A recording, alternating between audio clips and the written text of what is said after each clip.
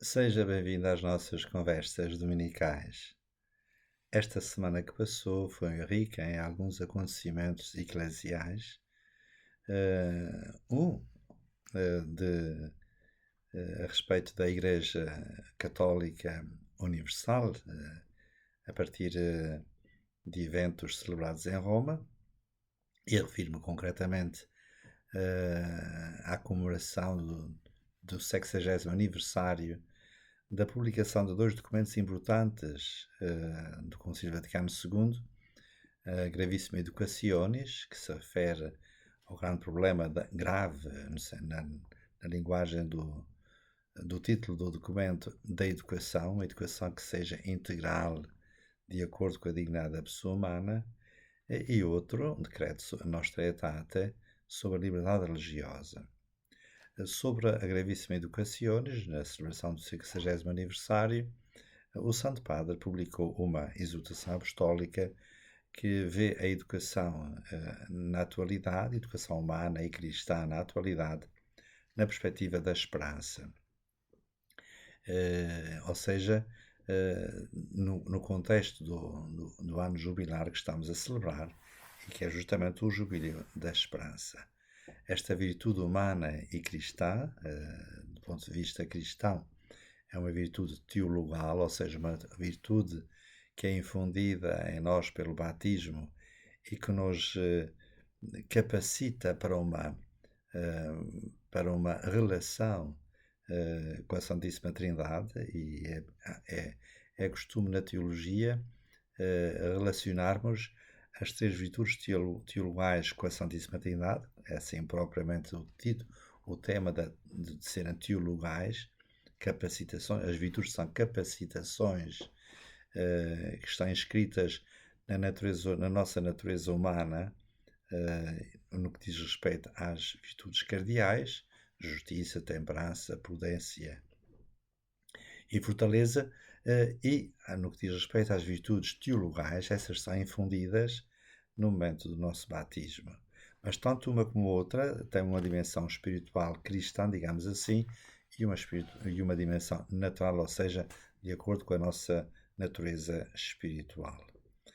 No que diz respeito às virtudes teologais, nós costumamos relacioná-las com a Santíssima Trindade. Assim, o próprio nome de virtudes teologais tem a ver com essa capacitação para uma relação com a Santíssima Trindade, mas cada uma, concretamente, dá uma relação específica com cada uma das pessoas divinas. Assim, a fé relaciona-nos com o Filho,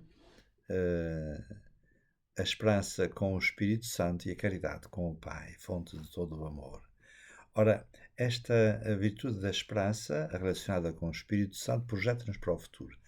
É a capacitação de olharmos o futuro aos olhos de Deus. Cá está. É por isso aqui são virtudes teologais.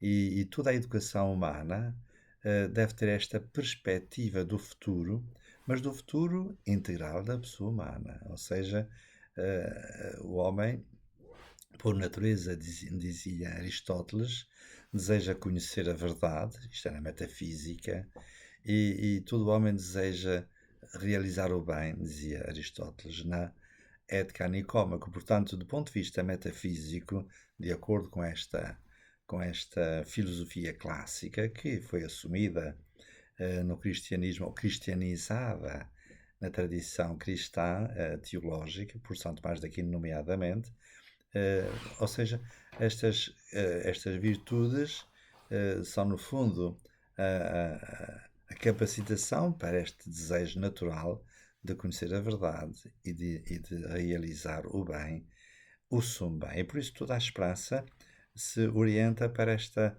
capacidade humana de conhecer a verdade e de viver o bem, mas no sentido integral do termo. Portanto, a esperança é uma capacitação para o futuro último da pessoa humana enquanto tal. É? E a educação integral, que é um tema que é muito desenvolvido pelo magistério das últimas décadas do Concílio Vaticano II, para nos referirmos a um limite temporal, mas esse tema percorre todo o magistério da Igreja e toda a teologia cristã e toda a moral deve ser uma vocação integral que tenha em conta a vocação última do homem, que é chegar à visão de Deus, à visão beatífica, não é?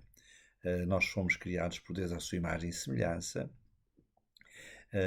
e usando uma linguagem de Karl Rahner, o filósofo, o teólogo alemão do século XX, gostava de dizer que há dados que são da dimensão transcendental, ou seja, inscritos na natureza humana, e por isso independentes de um conhecimento explícito ou de uma fé explícita. Por exemplo, neste caso, a nossa origem divina, fomos criados à imagem e semelhança de Deus. E a nossa finalidade última, a visão beatífica, é a origem e o destino de todo o ser humano enquanto tal. E usando a linguagem aquela raineriana, quer acredite, quer não, quer tenha consciência disso ou não. Uma consciência reflexa disso, não, porque é transcendental. A nossa origem é divina, fomos criados à imagem e semelhança de Deus e somos destinados, a nossa finalidade última é contemplar Deus face a face, e se esta finalidade última não se realizar, dá-se aquilo que nós podíamos chamar uma frustração metafísica. O Papa Leão publicou uma exortação apostólica sobre este tema da esperança, da educação, como razões de esperança, que é muito interessante a ser lido e meditado e divulgado, mas tendo sempre em conta esta finalidade última, a educação integral da pessoa humana, que contempla todas as dimensões que nós podíamos até ver já presentes na cultura medieval portuguesa. O autor, o infante Dom Pedro, escreveu uma obra chamada Virtuosa Benfeitoria, que é uma obra dirigida ao príncipe, porque será o educador por excelência do reino, chamando a atenção para se considerar na educação 4 níveis fundamentais, ou seja, uma educação que tenha em conta o viver bem, viver com dignidade, viver com honra e viver feliz, portanto, viver com alegria. E, portanto, estes temas de viver bem, tendo as condições materiais indispensáveis, como seja habitação, vestuário, etc.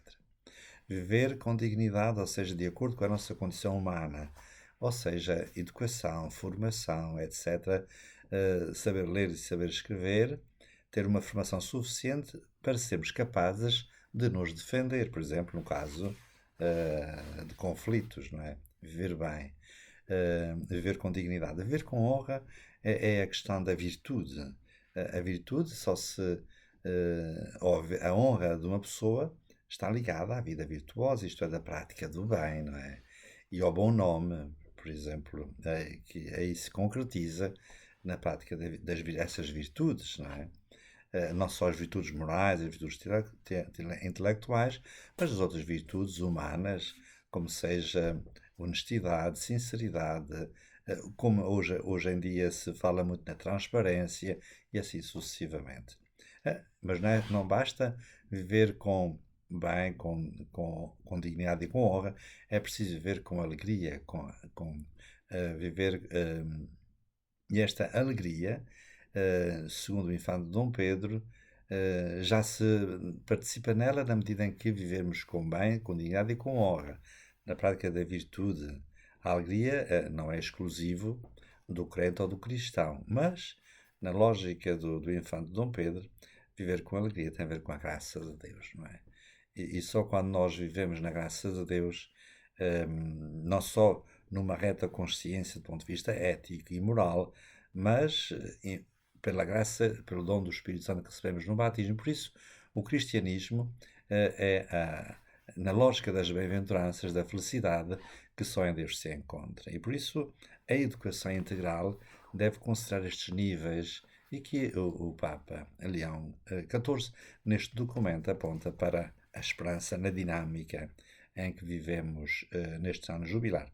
A esperança é humana, ou seja, a virtude que nos capacita para olharmos para o futuro, para o amanhã, como universo de possibilidades a realizar, Mas, do ponto de vista cristão teológico, ela é considerada uma virtude teologal, ou seja, que nos relaciona com Deus, não é? Que nos relaciona com Deus e que é infundida no momento do nosso batismo. E que a teologia costuma relacionar cada uma destas virtudes com as pessoas da Santíssima Trindade, porque elas são virtudes teologais, não é? São virtudes teologais, ou seja, que nos capacitam para esta relação com a Santíssima Trindade. E cada uma delas, a fé, a esperança e a caridade, capacita-nos para nós nos relacionarmos com o Pai, com o Filho e o Espírito Santo. E assim, a fé relaciona-nos, capacita-nos para esta relação com o Filho, na obediência da fé. A esperança capacita-nos para esta relação com o Espírito Santo, que é a dinâmica profética do futuro e da verdade e do bem, e a caridade que nos capacita para esta relação com o Pai, fundamento e origem do amor e da vida e da graça. E por isso a comunhão com a Santíssima Trindade, que é a finalidade última para a qual nós fomos criados e que se vive na prática cristã, o cristão, o católico praticante, é aquele que procura viver na prática esta relação com Deus, nos sacramentos, na oração e na vida comprometida com o bem do próximo, realiza esta bem-aventurança e esta esperança. Portanto, é muito interessante como a educação e este texto do Concílio, que era retomado e relido pelo Papa Leão XIV, nos pode ajudar a esta dinâmica urgente de uma educação integral da pessoa, não só ao nível da infância e da adolescência, mas da vida adulta, numa formação permanente. Não é? Somos chamados a educar-nos, a permitir que saia de nós e que se purifique a nós aquilo que, não é, que é menos bom ou negativo e que seja criado o bem e que nos seja capacitados e orientados para o bem, que no fundo é o desejo profundo de todo ser humano, como já o grande filósofo Aristóteles dizia. Todo homem deseja por natureza conhecer a verdade, na metafísica. Todo homem deseja por natureza realizar o bem, na ética nicômaca. O bem e a verdade são os polos fundamentais que representam o horizonte e o desejo fundamental de cada um de nós, não é? E a educação tem a ver com isso, não é? Portanto, este tema da Igreja realizado pelo Santo Padre em Roma, o primeiro com um documento que foi publicado no dia 28 de outubro e o outro com encontro com representantes de todas as religiões no Vaticano, na ala de Paulo VI, e que depois o Papa Leão XIV fez um discurso no qual, entre outras coisas, disse esta: nós temos todos em comum, as religiões e as filosofias e as culturas, ou independentemente das religiões, das filosofias e das culturas, temos algo em comum. E este algo em comum é esta a nossa origem, porque fomos todos criados à imagem e semelhança de Deus, pelo único Deus verdadeiro, e o nosso fim é a visão beatífica. Este foi o primeiro acontecimento. O segundo é o dia de hoje. Nós celebramos nestes dias, no dia 1 e 2 de novembro, dois mistérios fundamentais, ou duas fases importantíssimas do mistério da Igreja: a Igreja triunfante no dia de Todos os Santos, a Igreja padecente no dia dos fiéis defuntos, e a Igreja peregrina, que contempla a Igreja triunfante e que contempla a Igreja padecente, e que neste caso da Igreja padecente, a Igreja peregrina se compromete em rezar, em recordar os fiéis defuntos que se encontram na escatologia intermédia, assim chamada, o purgatório, como fase de purificação fundamental, da purificação do amor, para que nos possam as almas contemplar o rosto de Deus face a face. É realmente o tema fundamental da esperança cristã, né? A escatologia, a esperança cristã, e é muito interessante como este tema da escatologia cristã, o céu, o inferno, o purgatório, a morte, estão presentes na mensagem de Fátima, o que significa que estes temas fundamentais da nossa própria existência e que deveriam ser o conteúdo da educação cristã, humana e cristã, são acessíveis também às crianças, porque Nossa Senhora revelou ou transmitiu aos pastorinhos, que eram crianças, estas verdades fundamentais da nossa fé e por isso elas são acessíveis também às crianças. No que diz respeito a este tema do Fiéis dos Defuntos, do dia de hoje, é o tema da morte. O tema da morte. E é impressionante que nós vivemos neste tempo uma espécie de repressão da morte, em que a cultura ou a mentalidade contemporânea tem uma certa alergia a pensar neste tema da morte e por isso procura reprimi-la. As crianças, por exemplo, muitas famílias já não impedem que as crianças participem nos funerais ou visitem familiares, vejam os familiares falecidos. Eu fui convidado uma vez a celebrar uma missa de corpo presente de uma pessoa, de um familiar de uma família muito amiga, muito próxima de mim, telefonou-me e eu perguntei-lhe, e as crianças vão? E ela perguntou, mas acha, Sr. Padre, que as crianças, que os meninos devem ir à missa do corpo presente do avô? Sim, sim, devem vir. Então ela foi buscar as crianças, eram 3 meninos, que vieram à missa do corpo presente e eles mesmo foram os meus acólitos. Pensar na morte, pensa na morte e viverás, é um axioma popular, um provérbio popular da sabedoria da humanidade, pensa na morte e viverás, e por isso é importante pensar na morte, não só os adultos, mas também as crianças, porque a morte é certa, mas a hora é incerta. E por isso eu acho que realmente estes temas estão conectados de certa maneira, porque o tema da educação está ligado aos valores e à cultura, e neste caso do cristianismo, está ligado aos grandes temas da nossa fé e, sobretudo, a escatologia. Nós devemos lembrar-nos sempre para onde é que vamos.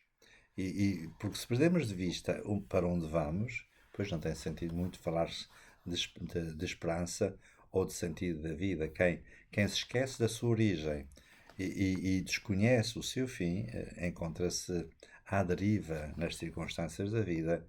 E eu penso que este é o drama dos nossos dias.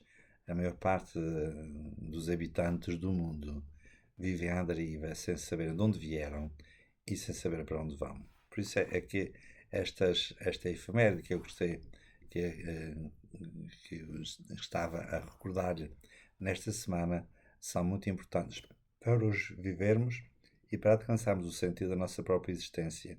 A beleza da Igreja é que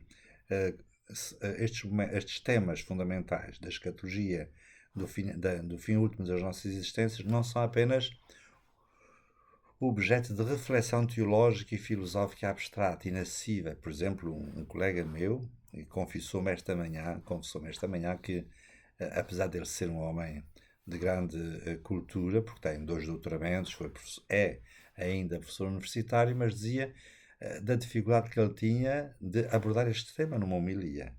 E eu confortei-o dizendo que isso era sinal de que qualquer um de nós e próprio também, perante estes temas fundamentais, a nossa inteligência fica perplexa, porque são temas tão profundamente que tocam a nossa própria existência, que nos enchem de um certo temor, porque prescindindo da reflexão filosófica e cultural da humanidade e, sobretudo, prescindindo da revelação cristã, nós não temos muita coisa para dizer que seja razão de esperança para o homem do nosso tempo. Precisamos então,